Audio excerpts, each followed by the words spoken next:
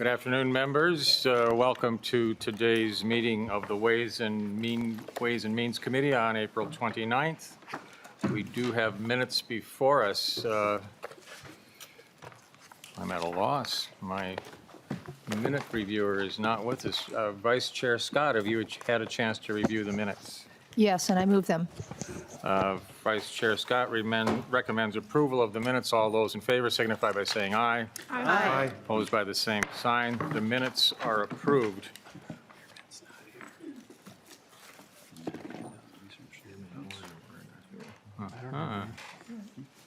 We seem to be missing some key players this morning. I will, while we're waiting, I'll do a little song and dance for you. Very little. Today we are going to be hearing a couple of bills right off the bat as soon as the authors arrive. Then we are going to recess, members. The last three bills on the agenda are still works in progress. So we will not be hearing those immediately during this 1 o'clock time period. We will instead potentially reconvene later today, and we will give you as much notice as we possibly can on that. Should we get any of these bills ready for action, we will pass them out today. Just remind members that if we don't come back in order, the committee expires at midnight, so we don't have to come back anytime soon, certain, and if we decide not to come back, we will let you know. Members of the gallery, if you are here for the first two bills on the agenda, Bierman 4466 or Noor 729, you'll want to stay. If you're here for the last three bills on the agenda, Schumacher 4338, Norris 8856, or Norris 2354, you're not going to hear them. You're not going to hear about them. So just to let you know in case you want to have free time. With that, members, I will call Representative Bierman to the testifier stand. I will move House File 4466 come before the committee, and I believe, Representative Bierman, your motion is that this bill be referred to the General Register.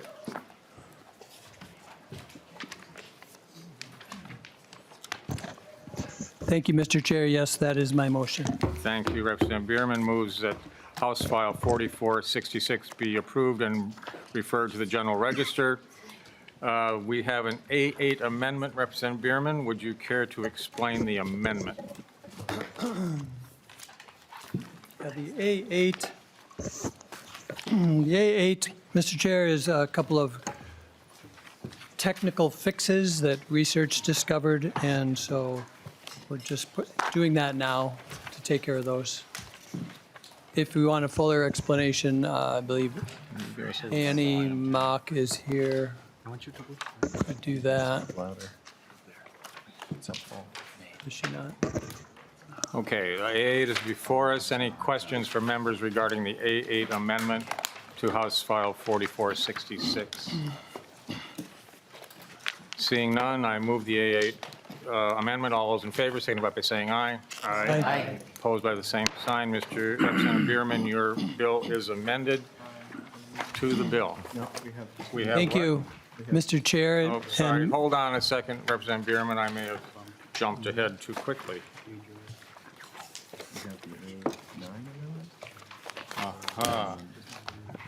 We have a couple more amendments to consider. The A9 amendment, Representative Katiza Watun. Thank you, Mr. Chair. I would like to present the A9 amendment. Members, this is a very lengthy amendment. It is 141 pages. The first 120 pages are Article 4 and 5, which are about child care licensing modernization. This is a project that the department, both at DHS and DCYF, have been working on with child care providers and advocates and legislators for a number of years. Actually, we initialized a project back in 2019 when Chair Pinto was chairing the Early Childhood Education Committee subcommittee, and so this began this multi-year process to discuss with childcare providers, parents, advocates, as I mentioned, on how to tighten up our licensing process. And so this includes years of work. The lead on the DFL side was Representative Nathan Coulter. The lead on the GOP side was Representative Danny Nadeau. Chair West has also been intimately involved in this process, and I believe at one point said that it was his top priority for the year. There are a number of other bills that are included. So if you skip to page 120, at the bottom of page 120, you will see an article for crisis nursery licensing. The chair, Torkelson himself, has carried this bill on behalf of a wonderful organization that is in his district. There's also a crisis nursery in Minneapolis and one in St. Paul. We are hopeful that with the direction to the department in this proposal, they will be able to create a single crisis nursery licensing package. Currently, crisis nurseries are required to be licensed as two separate facilities because they provide overnight care and they provide ongoing care in addition to emergency care. So there's a couple complications there. It's a very good bill, and look forward to having that as a part of our child care infrastructure. Article 7, members, on page 121 is a Nadeau, Representative Nadeau bill, which has to do with MFIT and SNAP benefits and drug testing. Article 8 on page 122 is a Representative Bjorn Olson bill, which allows child care providers to self-report if they have violated a conditional license or correction order, and then that's publicly posted, something that child care providers have been asking for, and I appreciate Representative Olson's work on that. Let's see, then here, page 125, this is a Representative Ben Bakeberg bill on recognizing physical abuse. There is a poster that is required to be publicly available in child care centers so that parents can recognize the symptoms and signs of abuse to help keep our children safer. Article 9 is a section on child protection and welfare, which includes bills from Representative Clardy, Representative Hicks, Representative Pinto, and Representative Liebling. They impact children in school-age care programs in foster care so that they're able to more easily be admitted to programs that they have access to, but that we're changing the priority for children in foster care simply because parents who, foster parents, don't always have a lot of extra money to help support and find other after-school care programs, as well as those extended family and kinship care providers who are welcoming extended family into their home, but certainly are doing so at a fiscal and financial cost to their household.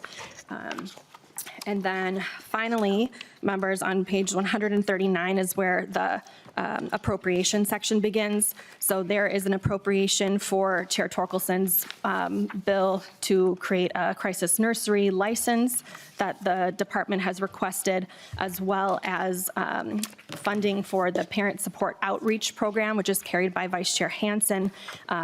This program is one of the most well-researched and well-utilized programs to support parents in need, and truly every dollar that can be invested into this program makes a huge difference in the care and keeping of our Minnesotans.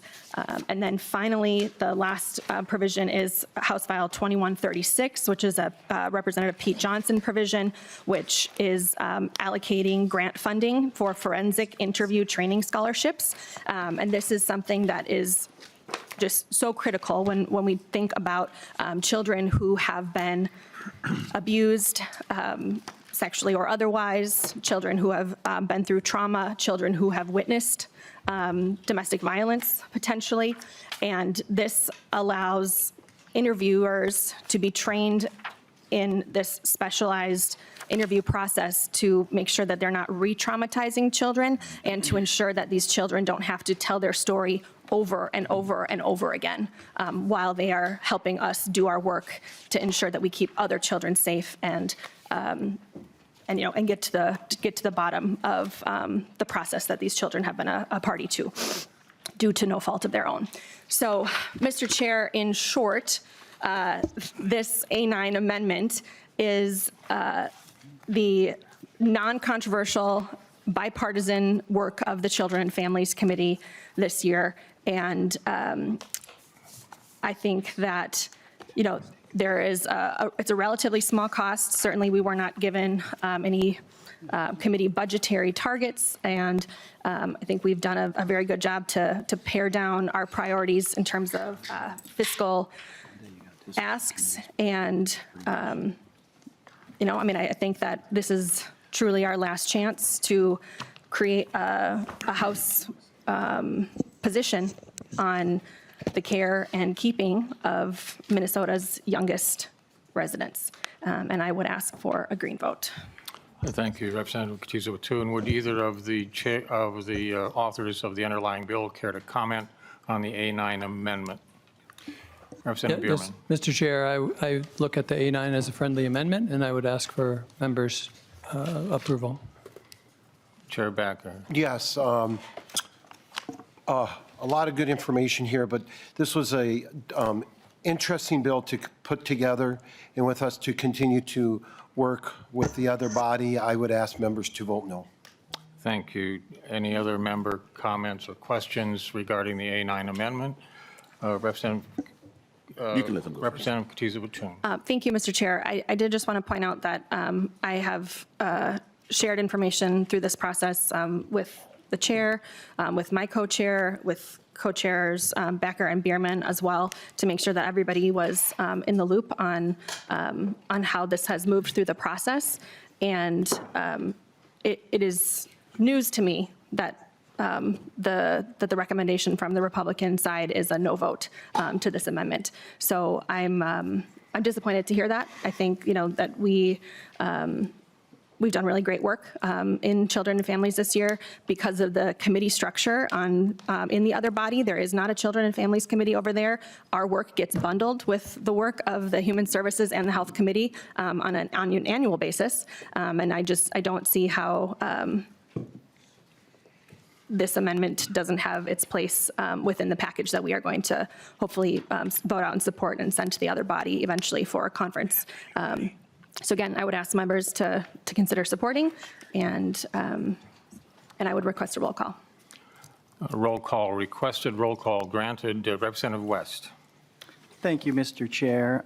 Many of these provisions within this amendment currently sit in this committee, and I would very much like to see them advanced. So if we do in a future hearing, we should move those bills forward. As well as some of the provisions are also on the floor.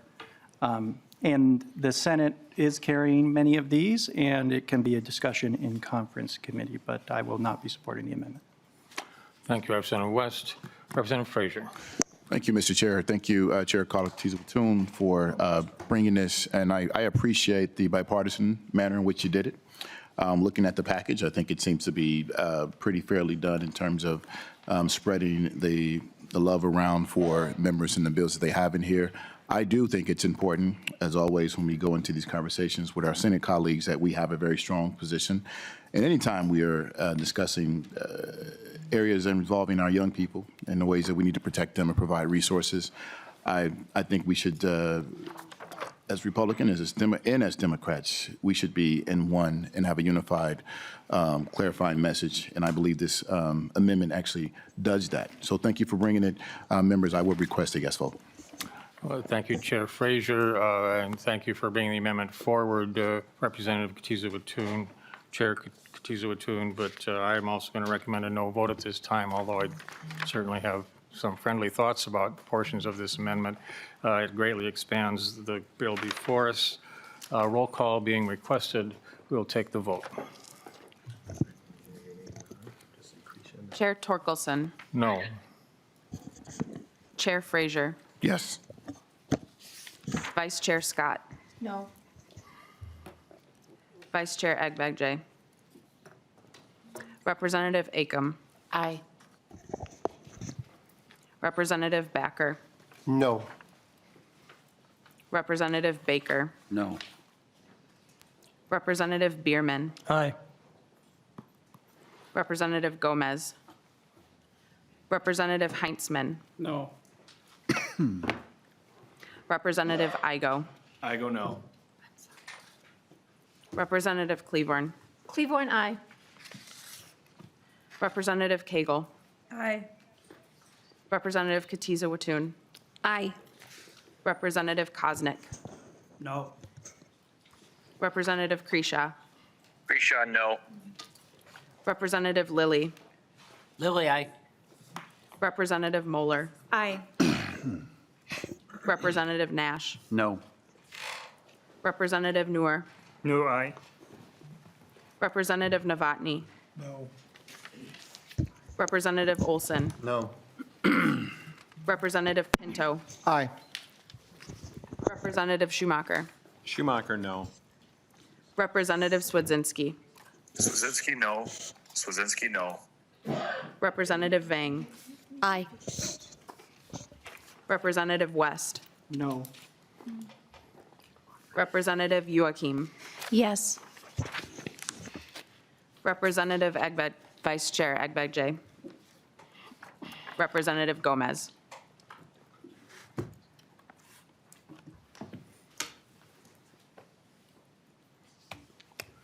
With 12 ayes and 14 noes, the amendment is not adopted. Amendment is not adopted. We'll move on to the A11 amendment of Representative Scott. Thank you, Mr. Chair, and I would move the A11. Thank you. The A11 amendment is before us. Representative Scott, your amendment. Thank you, Mr. Chair. There's a new section that's being proposed in Article 2, starting on page 15, that has to do with the all-payer claims database. And I want to draw members' attention particularly to page 17, where it's talking about the fees. And the process around here, when we're talking about data and data sets, is that something like this should come to the Judiciary and Civil Law Committee, because that's where we deal with these issues. This new section never came to our committee, and so I hope that the chair will indulge me while I ask a few questions, since this wasn't brought before our committee, and I do have several questions that I would like to have answered. And I don't know if the bill's authors can answer these, or if there's someone here from the Department of Health that can help answer these questions. Mr. Chair. Yes, I have the ale. Yes, I have the ale. Mr. Chair. Representative Bierman. The department is here, and I think I'll just ask them to come up, and while they are coming up, we can start. All right, sounds good. I just did want to mention the APCD is an essential piece of a new policy for us in the health field, and really have helped a lot with opioid addiction, rare disease, and healthcare spending drivers. And next up is prior authorization, so we can have better insight. But we have Director Gildemeister is here to answer detailed questions. To your question, Representative Scott. Thank you. It's questions, Mr. Chair. Questions, plural. Okay, so if de-identified data or limited use data sets are re-identified by someone who purchases this data, how would we know? Please identify yourself for the record and go ahead with your answer. Mr. Chair, for the record, my name is Stefan Gildemeister. I direct the Health Economics Program in the Minnesota Department of Health, and it's our team that maintains the APCD, provides oversight, and analyzes the data as well. To your question, Vice Chair Scott, the data is de-identified. It comes in a de-identified form to MDH, so it lacks information such as name, address, birth date. There are no images on there for individuals whose data are there. We don't know who's in the data. As the data, the process for data sharing involves a couple of steps that ensures that re-identification does not happen. So number one, I think re-identification is really difficult because the data is de-identified. Number two, we're working with we will establish an advisory group that will carefully vet applications to use the data for public uses. Number three, the data sets will be designed with minimally necessary data elements to limit exactly what you're describing. And then number four, researchers will use the data systems over which the state has oversight, and we monitor use of the data. Finally, none of the data can be taken off the system without MDH review. Chair Scott. Thank you, Mr. Chair. I'm not sure I heard an answer in there that if someone is de-identifying the data, then what happens? And is there any penalty in law or in these contracts that you sign with these folks? Is there any penalty for de-identifying that data and then maybe selling it on again? I mean, we're selling it here. We're selling personal claims data, health data to people, even though you say it's de-identified, it does include their birth date, their zip code, and their town. That's federal law, 45 CFR 164.51. So help me understand how that would work if it's re-identified and sold. Would there be a way for the Department of Health to know? To the question. Mr. Chair, Vice Chair Scott, I neglected to clarify that, yes, we would have a contractually enforceable data use agreement, and that binds people to complying with the Minnesota Data Practices Act. And there is enforcement built into it in violating contracts and making available data. It is our intent to ensure, to monitor the use of the data through tools where we track how people use the data, but also to prevent additional data coming onto the system. So, but yes, in direct answer to your question, I'm sorry that I didn't catch that at first, there is an enforcement authority tied to Chapter 13. Chair Scott. Thank you, Mr. Chair. And is there any restriction on who this data can be sold to? Could it be sold to someone outside of the United States? To the question. Mr. Chair, Vice Chair Scott, the provision, maybe a small correction.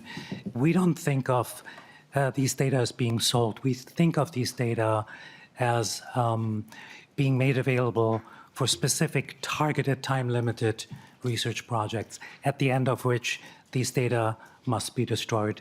And it's our job to ensure that that happens. Remember also that these data are not coming off the system. So selling them, taking them, selling them to somebody else, giving them away, putting them on your home computer, there are administrative software, physical tools to prevent that. As to permitting entities, researchers outside of Minnesota to use the data, I think it would be hard to imagine that their proposal would fit the requirement that these data are used in the public interest for Minnesotans. But again, to reiterate, the language that passed in 2023 requires the health department to ensure these data are only used for a public interest of Minnesotans. Representative Scott. Thank you. So I didn't hear a definitive no that they couldn't be. It's just that you couldn't imagine that they would be. But as we know in this world, he who owns the data is king, right? So that gives me some concern. Would an entity that's required to submit data to this database be required to purchase a copy of the data under this new law? So if we have an Alina clinic that's supplying all this data, would they then have to pay to get access to their own data? Mr. Gildemeister.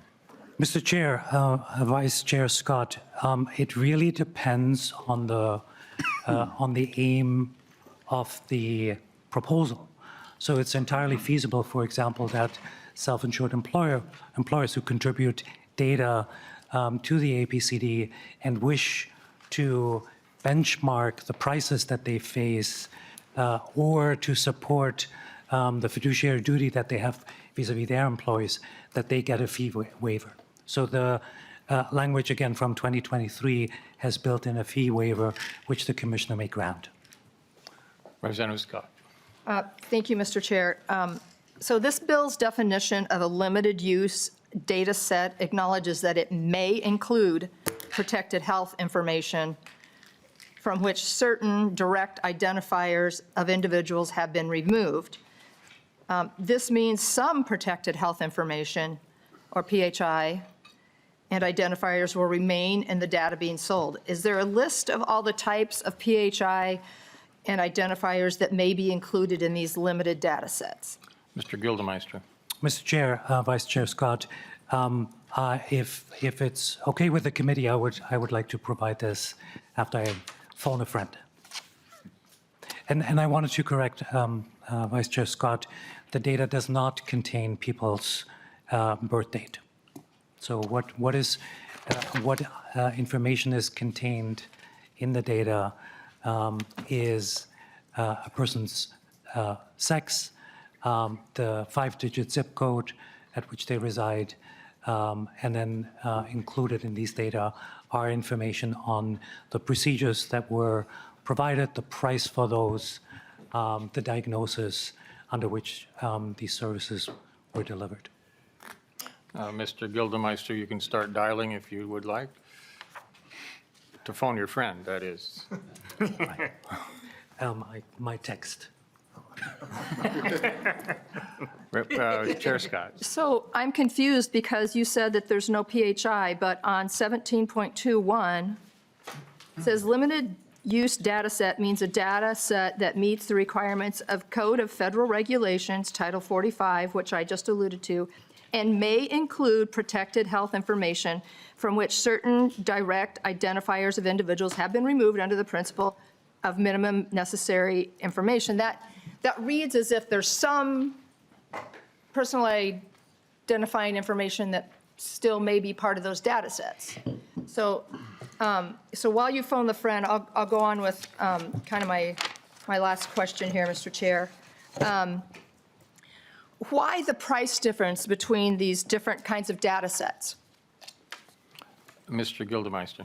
Mr. Chair, Vice Chair Scott, the price difference really has to do with the effort the health department must put into designing and maintaining these data sets.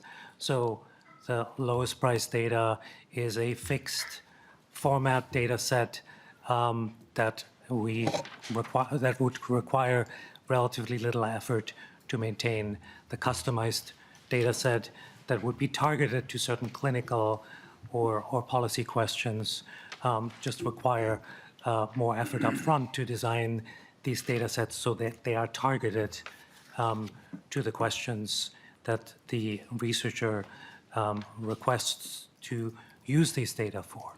And of course, the process involves making sure that the data elements available to individuals are the minimally necessary data elements. Chair Scott.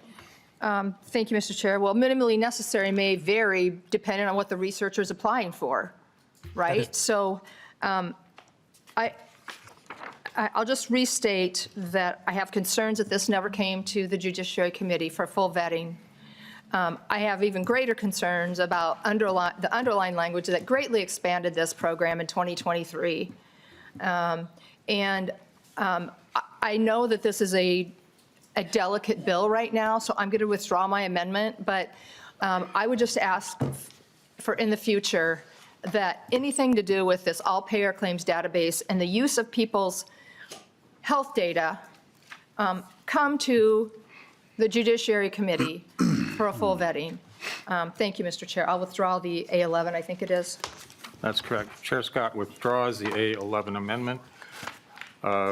We have completed the list of amendments to the bill. Chair Bierman. Thank you, Mr. Chair. I will begin, and I believe my co-chair would like to say a few words when I'm completed. Maybe he can end on a higher note than I will. House File 4466 is the Health Finance and Policy Bill. And I will tell you, I am neither pleased nor enthused to be one of its chief authors in its current state. The bill is less than modest in its proposals and does not address key healthcare needs in this state that our people need and deserve. The bill is primarily, simply, an alignment with the Trump and Republican Medicaid cuts, changes, and restrictions of H.R. 1, which will set healthcare in this state and our country back for a decade, if allowed to stand for that long. To be clear, H.R. 1 is injurious, wasteful, and misguided policy.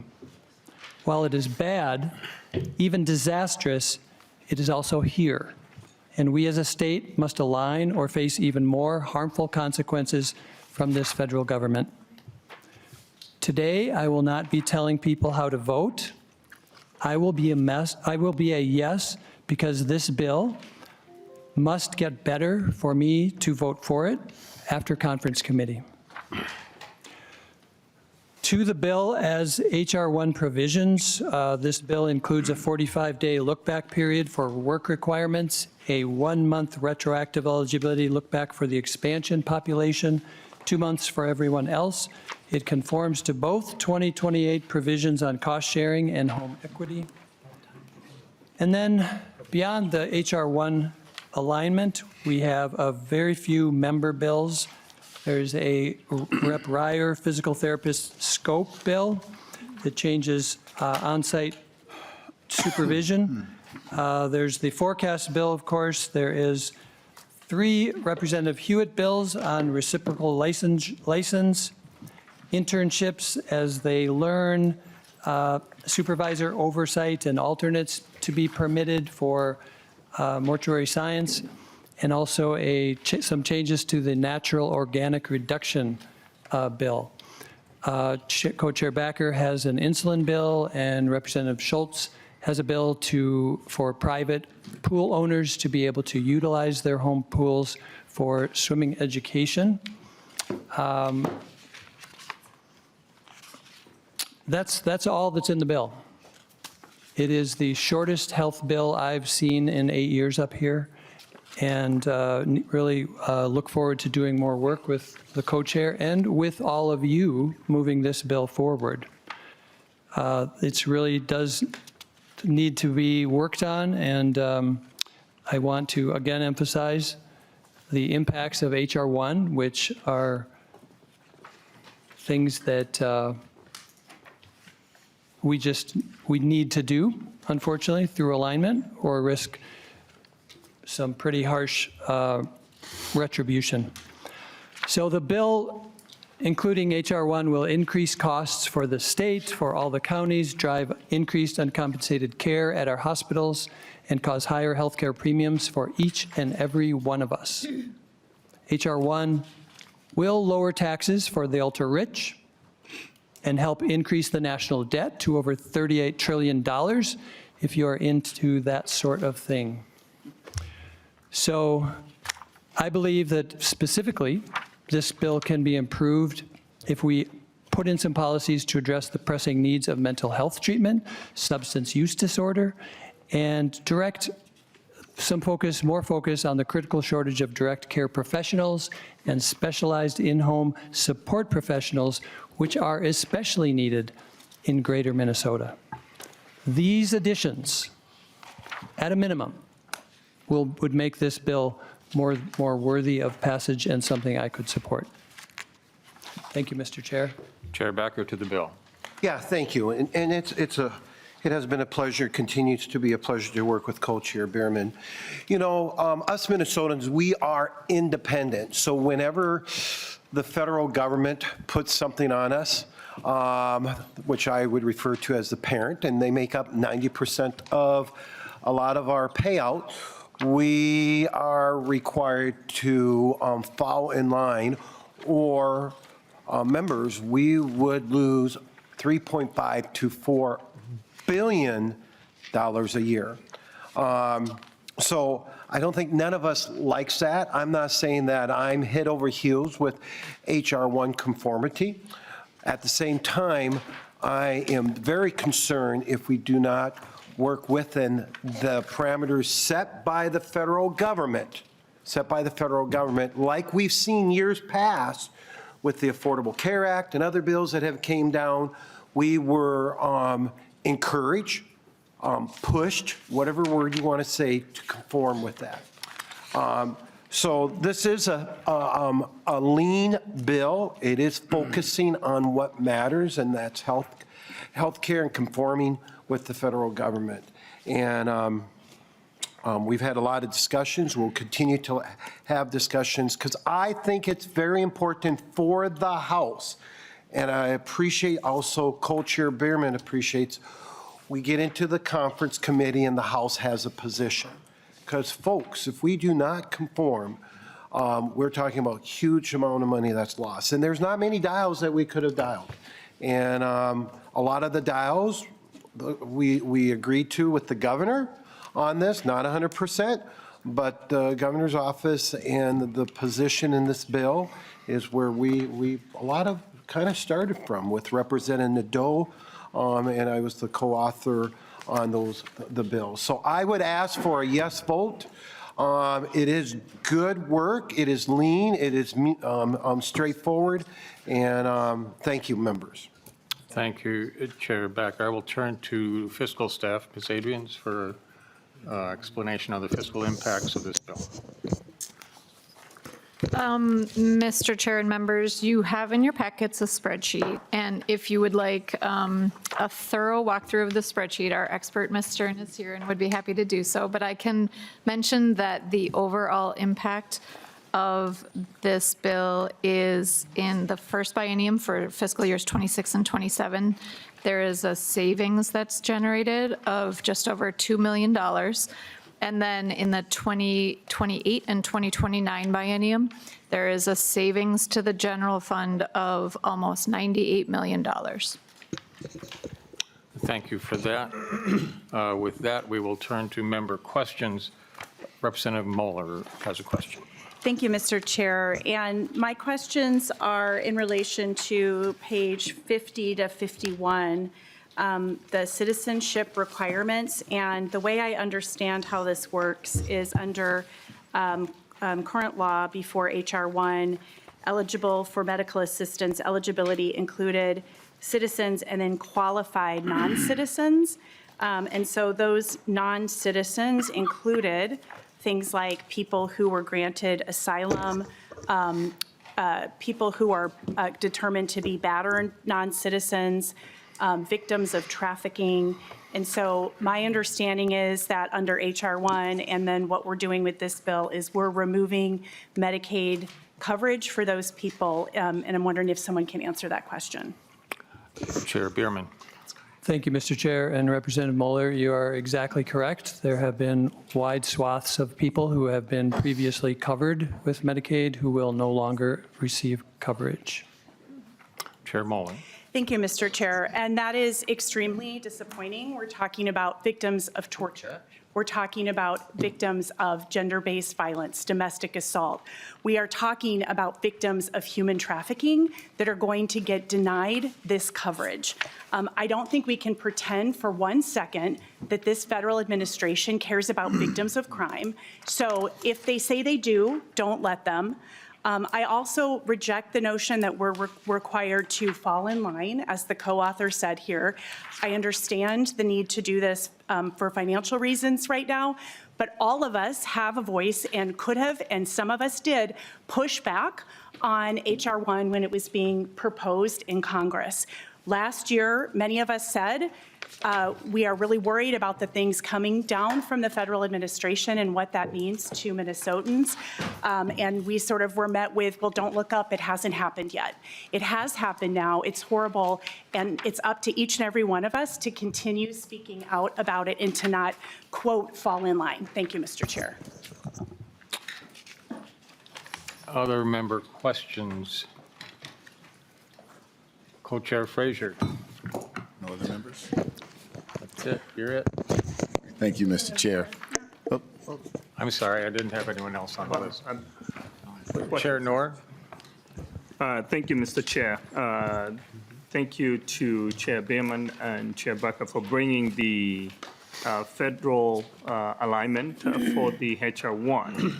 But what I'm seeing here is we've added additional stuff that should not be added in this bill. You know, making sure that we are aligned in a good faith effort by using the guidance that we've been given and also the limits that we're putting in. I can start from Article 3, Section 1, which is the beginning of that conformity. If you look at line 3.8 to 36.8 to 36.11, that is a significant change. I was hoping Chair Scott will have caught up with that because that's a significant violation of Minnesota Statute 13.46 of the welfare data because you are taking everything within the Department of Employment and Economic Security and using it without the consent of the individual, which is a significant expansion, which is also against the federal rules under 42 CFR 431 and 435. I can go on and on, but that's a red flag to me that we're able to take the private data and take it as a whole, which is under Minnesota Statute Chapter 116L. How did we get there? And how did the judiciary allow us to allow the changes to completely take the entire chapter of data about individuals' employment and give it to the commissioner without putting some limits? And even ignoring 13.46, which is the welfare data, which the agency is already authorized. Mr. Chair, Chair Bierman. that's a good question, Chair Noor, which I think we need to flag that and look at this as we go into conference and have some more discussion about that. I'm not sure directly at this moment if that is part of the requirement of HR1. I suspect that it does have something to do with that alignment and the granting of certain data points across many aspects of people's lives and using it to determine eligibility going forward in this bill. I'd like to also comment, if I may, Chair. Chair Becker. You know, I'm fairly sure, and again, like Co-Chair Bierman talked about, we'll look into it further, but agencies are allowed to exchange a limit subset of data for allowing them so they can administer federal benefit programs. So that's what I understand. A follow-up, Chair Noor. Thank you, Mr. Chair. That is not the norm. I think if you look at Chapter 13.46, clearly the welfare data is defined and what is allowable under that section. So I think we need to be looking at that. And also, I'm looking at the 45 days rather than the 1 month look back. I don't know how we came up with 45 days. The option in the guidance said 2 months or 1 month. Now we are having a different number, which is completely different than what the guidance states. How did we get there to a number that is not even in the options, in the guidance that we were given by CMS? Chair Becker. You want me to Chair Bierman. Mr. Chair, excellent question, Chair Noor, and that is just a number that we had strenuous disagreements about this issue, and we went back and forth, and we put that on as a placeholder to get it in line in ways. And the determination of whether that will stand, we were looking into CMS, whether they will permit it. It's going to create more work for counties to do that and for DHS. And I'm not certain that it can be done, other than you can start out with a 40-day, but I have also read and heard that after 45 days, you need to get on the normal schedule of monthly dates. But it was a sticking point. And the governor is 30, and I hope we'll get there too, because it would be more work for the departments to work with that. Chair Backer. Yeah, it gave a range in the bill. There was nothing in that came from the federal government that limited to 45 or 44 or 60 days there, Chair Noor. Good question. And the department needs to set up a system.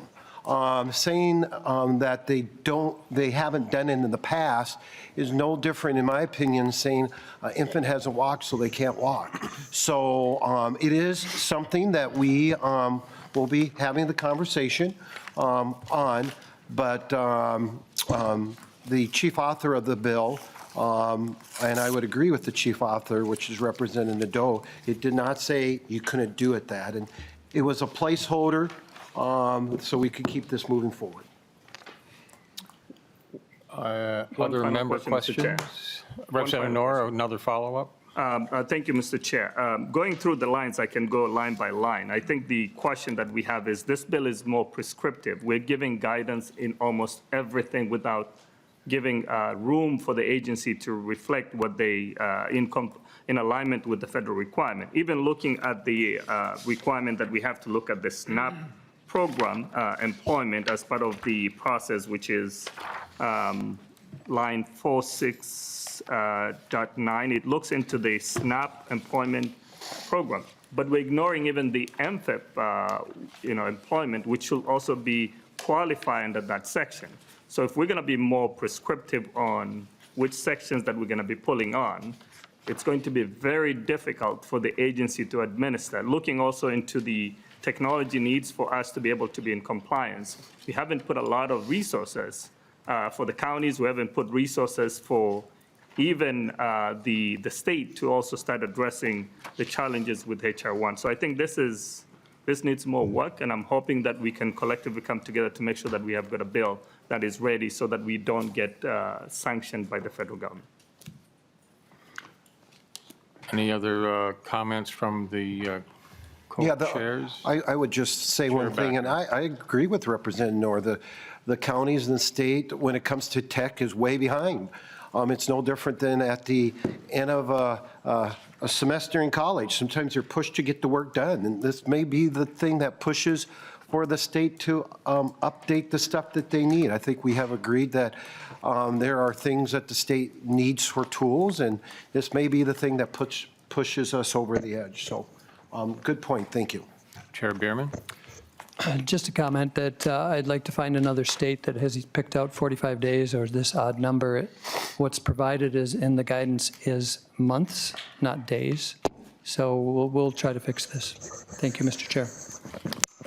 Co-Chair Frazier. Thank you, Mr. Chair. Thank you, Rep. Bierman. Thank you, Rep. Backer, for working on this together. Rep. Bierman, thank you for your frank and explicit and open and honest comments about what this will do, what this bill will do with aligning us with HR 1. I want to bring it back to these are people that will be harmed by this. We are currently in the midst of a conversation to save our level 1 trauma center safety net hospital because of the financial strains that they have. This will create more uncompensated care, which means that it will create a bigger burden on that hospital, but more so, it will create a larger burden on some of our smaller hospitals around the state. We have lost some of those hospitals already, and now we're being asked and forced to have a larger burden on more of those hospitals. This alignment with HR 1 is we're being forced to, and I would say in many ways as hostages, we're being forced to do the dirty work of the federal administration here. And I say that as a matter of fact. That's what we're being forced to do here. And I believe it should be in our best interest to do everything that we can to lessen the harm that is going to be done here. I know I will not be voting for this bill, and Mr. Chair will ask for a roll call. I will not be voting for this bill. I know it will move on, but I am hoping that we can do more in terms of harm reduction as the conversation continues on.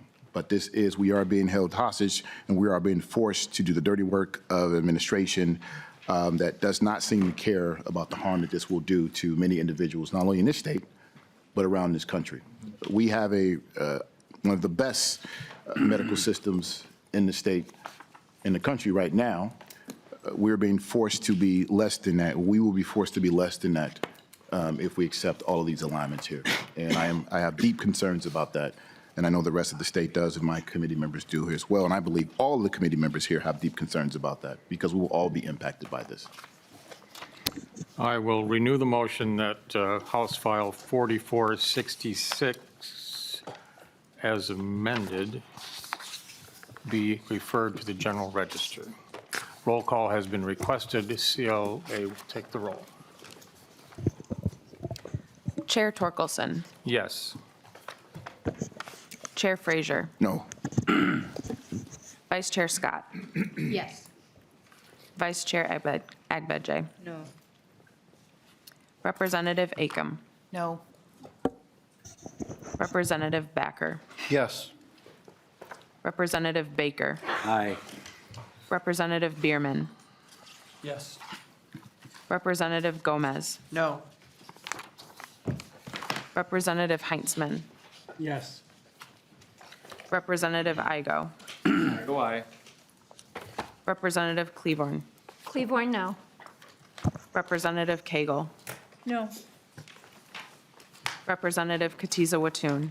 No. Representative Koznick. Yes. Representative Kresha. Kresha, yes. Representative Lilly. Lily, no. Representative Moeller. No. Representative Nash. Yes. Representative Noor. No. Representative Novotny. Yes. Representative Olson. Yes. Representative Pinto. No. Representative Schumacher. Schumacher, aye.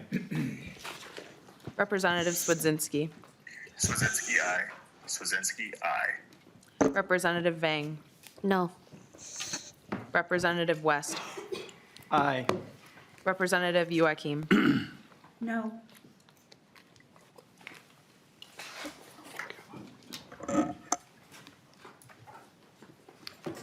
There being 15 ayes and 13 nays, House File 4466, as amended, is passed and to be referred to the General Register.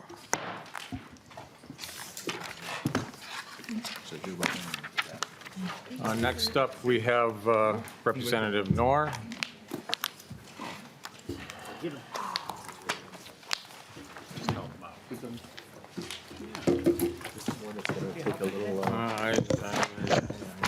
You are all about This is not what I want.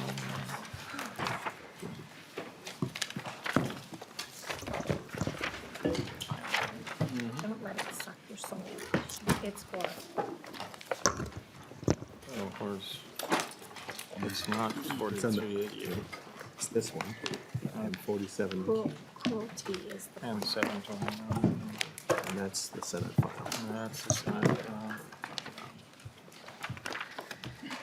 Okay, members, and Chair Noor, we have a little bit of gymnastics to go through this with this bill, so bear with me. First, I will move that Senate File 476 come before the committee, and then I will move that that file, Senate File 476, be laid over temporarily. Next, I will move that House File 729 come before the committee, and we have an amendment to 729, the A15. Chair Noor, would you care to describe the A15 amendment? Thank you, Mr. Chair. The A15 is a technical amendment in nature. The first section is a language that was already agreed to through the judiciary on the personnel data protection for DCT employees. That is also an extension in Article 2 for technical changes in direct care and treatment. We also have some changes on grants that were extended, Mr. Chair, on the other section. And then we have got some changes on assisted living standards and training, particularly for safety, that was included after getting the agreement from all the stakeholders. Mr. Chair, there are also additional technical changes that have been included. We're deleting items that have got cost in the bill, which is in Article 3 and 4, so that we can move those in the finance bill. Basically, those are the key changes in the A15, Mr. Chair. And Thank we you, do- Chair Noor. Any comments to the A15? Chair Schumacher. Thank you, Mr. Chair. I would ask for your support. Mr. Chair. Any member questions to the A15 amendment? We have an oral amendment too. We do have a technical oral amendment to the A15 amendment. Mr. Sullivan. Yeah, Mr. Chair and members, my understanding is that Representative Noor, the author of the A15 amendment, would incorporate the following oral amendment into his amendment, and it's on page 6, line 20, strike 2027 and insert 2028. So as amended, the sentence would read, notwithstanding Minnesota statutes, section 16A.28, subdivision 3, this appropriation is available until June 30th, 2028. Chair Noor, any comments to the oral amendment as presented by fiscal staff? Thank you, Mr. Chair and members. That was just an omission. This is the advisory committee, which is chaired by Chair Baker, and they're still doing the work, so they requested us to extend the timeline to 2028. Thank you, Chair Noor. Chair Schumacher, any comments to the oral amendment? Thank you, Mr. Chair. I'd ask for your support on this amendment as well. Thank you. We now have the A15 amendment as amended. Any member questions to the A15? Seeing none, all those in favor of the A15 amendment signify by saying aye. Aye. Opposed by the same sign. The A15 is adopted to House File 729. I now move that 729 be temporarily laid over, and I will bring back the temporarily laid over Senate File 476 before the committee. I will move to amend Senate File 476 by deleting everything after the enacting clause and inserting the language from House File 729 as amended. All those in favor signify by saying aye. Aye. Opposed by the same sign. Thank you. We now have our bill the way we would like it to be, Senate File 476 as amended. I will turn at this point to our fiscal staff for a, oh, I suppose I should. Okay. Chair Noor or Chair Schumacher, who would like to go first? Thank you, Mr. Chair. Chair There's Noor. been- What? Well, that's fine. Go ahead.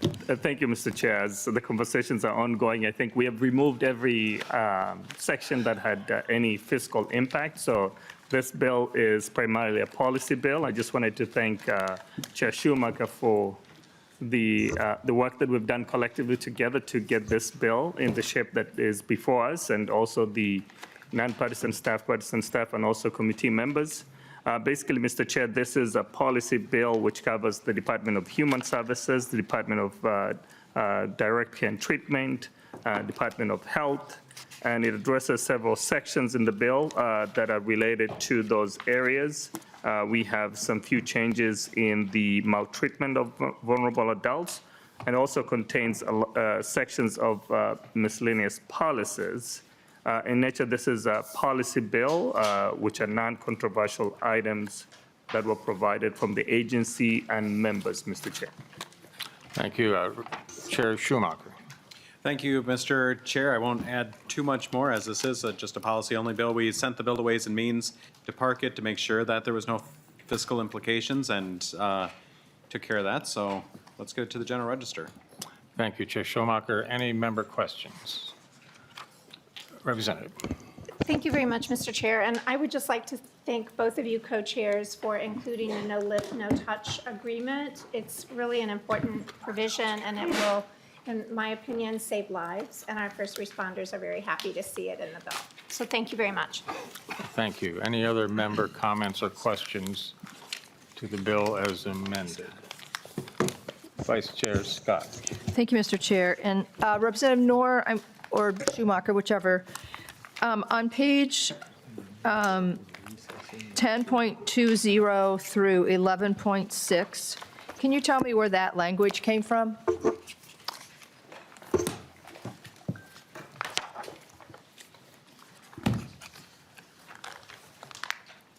Chair Noor. Thank you, Mr. Chair. This was the direct treatment that it came from the stakeholders, particularly the staff who have been impacted. So this is, I believe this section was brought to this was brought to judiciary, and I'm hoping that that was the section that we just made an amendment. I'll double check. Follow-up, Chair Scott. Thank you, Mr. Chair. And Representative Noor, do you remember who the bill's author was for this? The bill author is Representative Frederick. Okay, so Chair Scott. thank you, Mr. Chair. That first section that we amended with your previous amendment is not to this section. It was to a different section of the bill. This section right here, Representative Frederick worked on a DE amendment. He came back, and this language was not in it. So this language, I'm not sure where it came from, if he came and amended this into your bill, but it was amended. This was not part of what left our committee and judiciary. This is language that was not part of his bill when it left judiciary. Chair Noor. Mr. Chair, this is, thank you for the reminder. This section that we amended are the ones that came to judiciary. This section is the policy initiative that were brought to us by the agency, and we can always bring them up here in case of any questions. These are the same protocols that they already follow right now under the direct care and treatment. So nothing addition that has been added in this language that is different than the protocols that they have. Vice Chair Scott. Thank you, Mr. Chair. So what happened is, this was part of the original bill that Representative Frederick had, and we expressed concerns with that. He came back with the DE2, and this was not in there. So did someone have a separate bill just for this language? Chair Noor. Thank you, Mr. Chair and members. We had a separate bill that was presented in the Human Services that contained all the elements of direct care and treatment policy. Vice Chair Scott. Thank you. So who was the author of that? Chair Noor. Thank you, Mr. Chair. Representative Frederick was the chief author of the bill. Vice Chair Scott. Okay, so I'm concerned and puzzled that this language was added back in after it was basically taken out in his DE in the Judiciary Committee. And now we see it inserted back in. That's troubling to me. We have a committee process, and maybe it's bad on me for not catching that when it went through your committee and it was added back in. But this is disturbing to me. I thought, a deal was a deal around here, but maybe that's not the case. But it doesn't feel right to me, Mr. Chair. Thank you. Thank you, Vice Chair Scott. Any other member questions or comments to the bill? Mr. Chair. Chair Noor. Just for clarity, we had two different bills. The original one was the DCT policy bill, direct care and treatment, and then the other bill that went to judiciary. So I think that's the confusion, and those are two separate. And if we want nonpartisan staff to clarify that, we can get that clarity. Chair Scott. Well, thank you, Mr. Chair. And that makes another point that this section didn't come then to our committee, and it deals with the Health Records Act, which deals with data, which our committee looks at. It's the reason that that bill, the Fredericks bill, came to our committee in the first place. So it just feels wrong. It feels like something was done, that was, I don't like using in the dark of night, but it just doesn't feel right to me, Mr. Chair. And I would hope that we can have a further discussion on this to the two chairs at the table, because,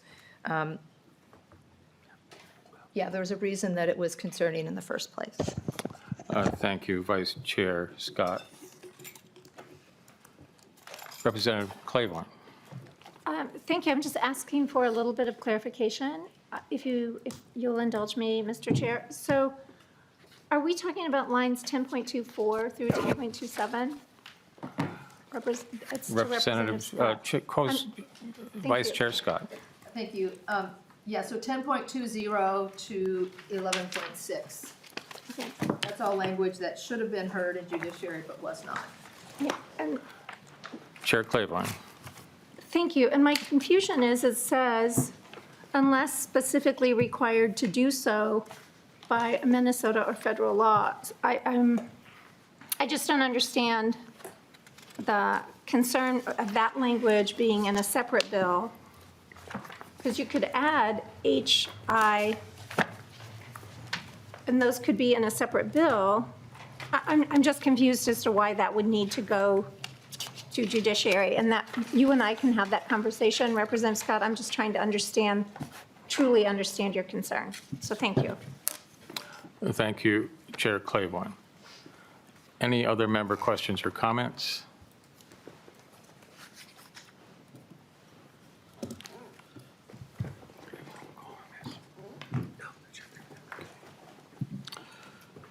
With that, renew the motion. Renew the motion that Section 46 as amended is sent to the General Magistrates. Senate File 476. I will renew the motion that Senate File 476 as amended be referred to the General Register. All those in favor signify by saying aye. Aye. Opposed by the same sign. The bill is moved to the General Register. Thank you, chairs. At this point, we are going to recess this committee pending further negotiations on the remainder of the agenda. We will let you know as soon as possible if we intend to reconvene. If we do not intend to reconvene, we'll also let you know that. Make sure these materials are saved for these last three bills so that we don't lose them. And I look forward to seeing you sometime later. Today, I have no idea when. A question. Mr. Chair, just wanted to request that the bills that we didn't hear, that we reserve them so that we don't have to reprint them again. Yes, that's what I just tried to say. I maybe didn't say it clear enough, but thank you. please preserve the bills that are yet to come. Thank you for your attendance. We'll be in contact soon. Just leave it all. You can just leave it here. No one's coming in. People clear it. No one else is coming in this room. You can leave them on the table. I think